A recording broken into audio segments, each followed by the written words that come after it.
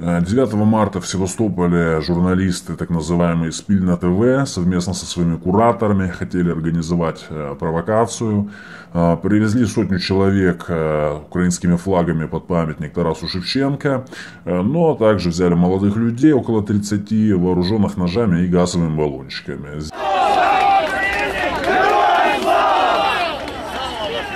Сделано это было для того, чтобы затеять драку с севастопольцами и в прямом эфире показать севастопольцев как диких, свирепых и неуправляемых. Севастопольский самооборонный отряд задержал агрессивных провокаторов, причем, заметьте, и пальцем не тронул мирных митингующих, хотя и завезенных.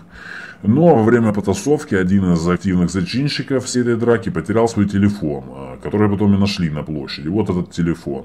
С него велась прямая трансляция этой провокационной акции, и вот сейчас начнется самое интересное. Как видим, телефон этот непростой, типичный рабочий инструмент. Учетная запись Android настроена на email spilna.tv@gmail.com.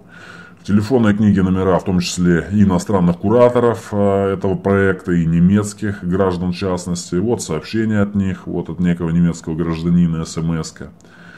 Учетная запись ВКонтакте на имя Лидии Гужва или Гужва. Вот мы видим тут Skype, Facebook, Twitter. То есть телефон рабочий используется несколькими людьми для съемки таких действий. Вот в телефонной книге номера других мобильных видеооператоров, так что в Крыму действует группа этих лиц. Последнюю неделю они путешествуют по Крыму, снимают провокационные акции возле украинских частей, которые, напомню, охраняют отряды крымской самообороны, для того, чтобы не допустить вывоза оружия из этих частей, чтобы его потом не использовали против крымчан незаконной власти, которые пришли сейчас в Киеве. А вот сейчас посмотрите видео, которое они снимали для себя в САКах, не для показа, о чем, собственно, они и говорят. Дальше без комментариев. Да. Снимает, да? Да. Ну, значит, несколько слов о вашей сакинской жизни.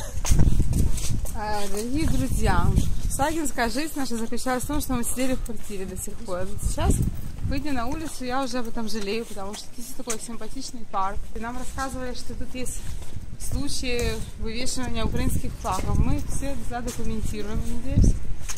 Ну или хотя бы один какой-то мы задокументируем и поедем домой. Ярик, ты поддержишь? Ленин! Сука. Сака. Сука в саках Ленин. Не, конечно, это видео, ну, его цензура не пропустит в эфир.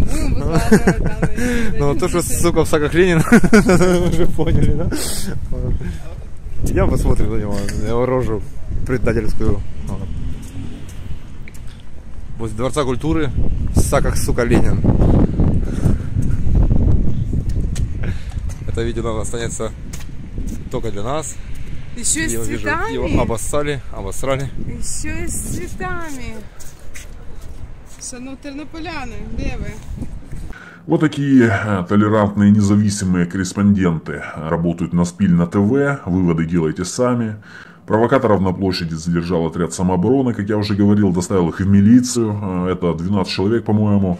Остальные убежали, но их ищут, я думаю, найдут. В Севастополе, в принципе, таких героев узнает каждый в лицо. Телефон вот этот вот также передан в милицию, так что госпожа Лидия Гужва может там его забрать, если, конечно, ей его там отдадут.